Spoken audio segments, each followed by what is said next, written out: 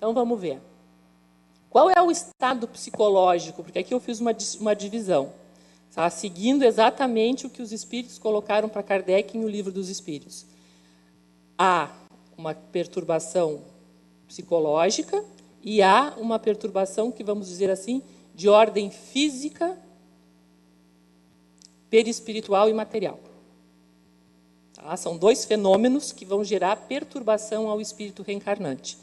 Do ponto de vista que eu chamei de estado psicológico, tá? Que está lá nas questões 342 a 434, os questionamentos de Kardec são com relação ao período anterior à concepção, em que o espírito, antes de retornar, antes de começar o processo gestacional, começa já a vivenciar um estado psicológico diferenciado. E o que caracteriza esse estado? Tá? Literalmente, do Livro dos Espíritos, tá? Questão 341, questão 434. Respostas.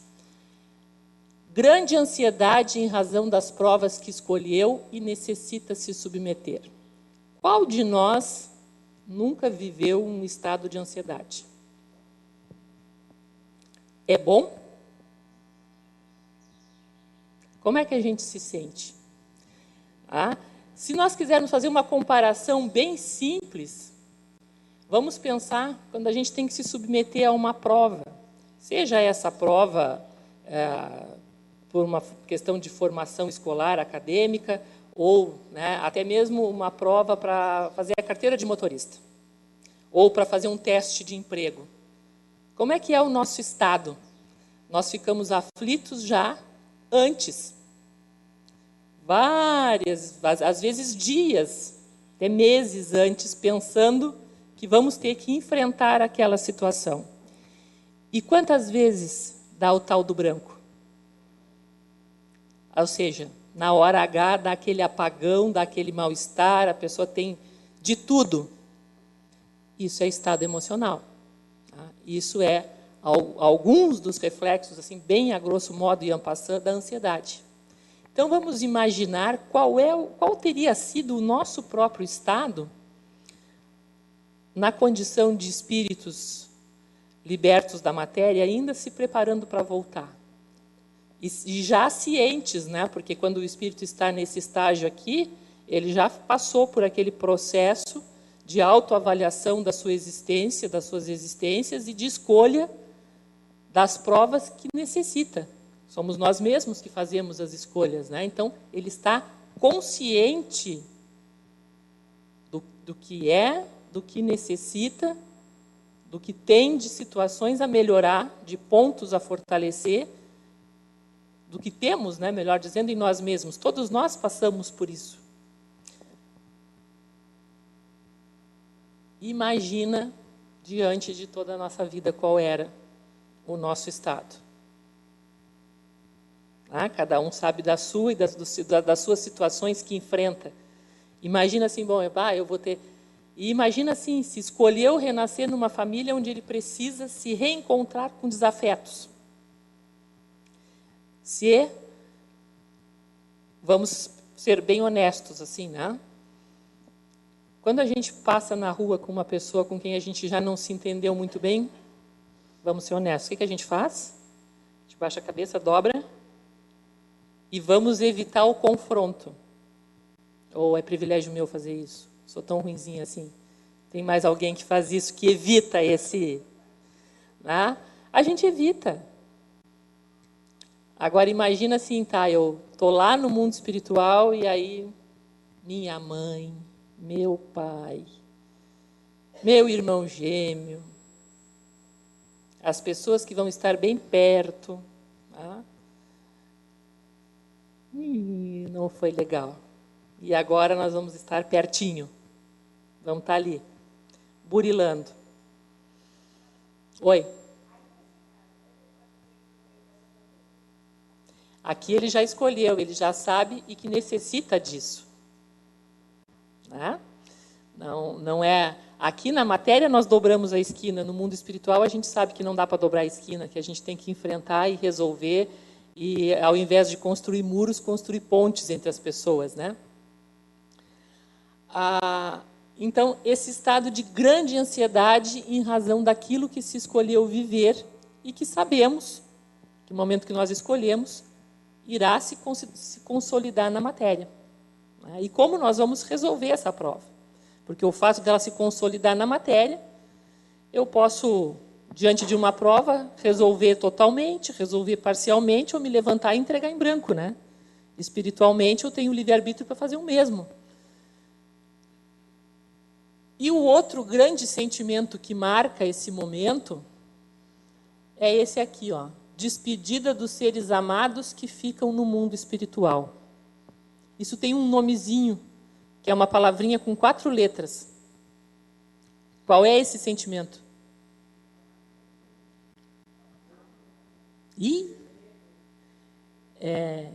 Perto. Não. O que eu sinto quando eu me despeço de pessoas que eu amo e eu vou partir para um longo tempo distante? E em 4 letras, a saudade faz parte desse sentimento, mas em 4 letras só. Algumas pessoas se cobrem de preto. Luto. Né? Perfeito, o sentimento de luto, que é um sentimento denso, é um sentimento complicado. Né? É um sentimento complicado.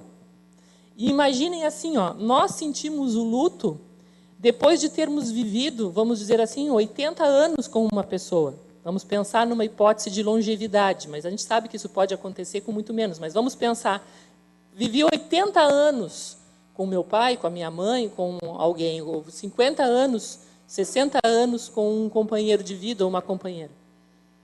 E aí, desencarna. Nós ficamos com esse sentimento de luto, que vai ter uma série de, né, por si só, dar uma palestra. Agora, pensem que no mundo espiritual, nós passamos um tempo muito maior.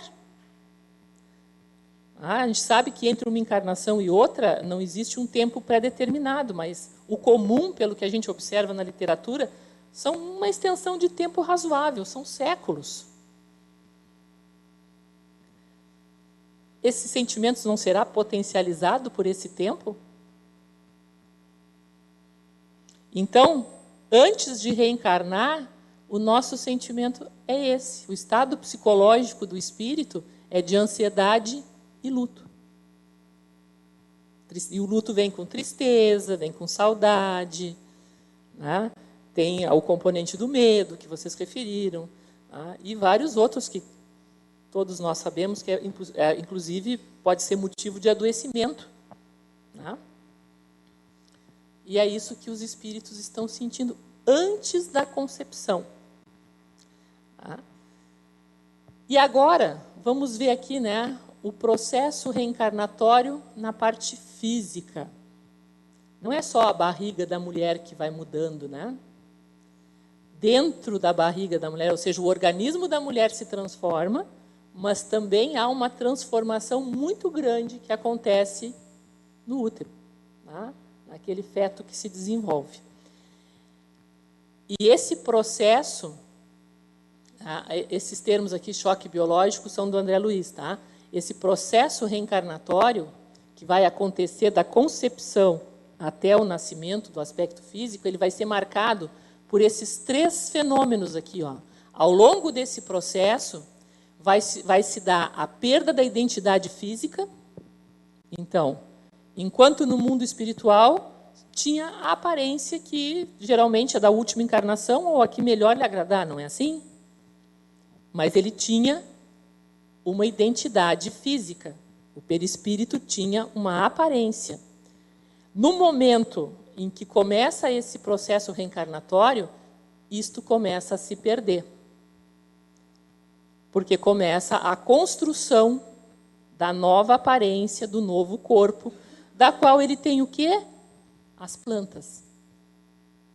Vamos chamar assim. Ou seja, o projeto. Né? Aquilo que era preciso, inclusive numa das obras do André Luiz, que eu citei como referência aqui, tem uma cena bem curiosa que quando eu li, fiquei imaginando, né? As pessoas, ele está numa das instituições que faz o curso, né? Cada obra dele eu vejo como sendo um curso, né? Ele aborda um tema. E aí passa algumas pessoas com rolos embaixo do braço. Tá? E ele pergunta para o orientador o que ele está carregando, o que são aquilo. E ele diz, o que te parece que seja aquilo? Ele disse, parecem plantas. E ele disse, sim, são plantas dos corpos que eles vão ter. É o projeto. Eles estão estudando o projeto, definindo como será, né, a sua futura aparência, as suas necessidades. Então, o corpo é uma escola e ele tem a sua importância muito grande. Só que, como todo projeto, e quem já construiu uma casa ou qualquer tipo de construção sabe que entre o projeto e a execução há um estresse violento, porque nem sempre sai como planejado.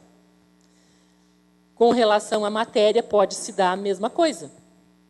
Tanto que também, aqui não faz parte, mas só vou dar uma pincelada, quando se trata de se comentar a questão do aborto, né, dos abortos espontâneos, os próprios espíritos reconhecem que a maior causa dos abortos voluntários é a má formação da matéria, exatamente o que diz a medicina. Nem mais nem menos. Tá? Houve um problema e deu problema de execução no projeto. Tá? O outro aspecto, perda da memória dos fatos. Tá? Porque a memória emocional nós não perdemos nunca, mas nós esquecemos os fatos que nós vivemos. E a outra questão, nós passamos a viver uma simbiose. A simbiose é aquele fenômeno de um ser vivo viver agarrado a outro, muito frequente nas árvores. Tá? Mas durante a gestação é exatamente isso que acontece. Tá? O feto ligado ao corpo da mãe pelo cordão umbilical e ligado ao seu perispírito pelo... O que se estabeleceu ali mesmo? Um laço fluídico, né? Se estabeleceu entre o feto e o espírito.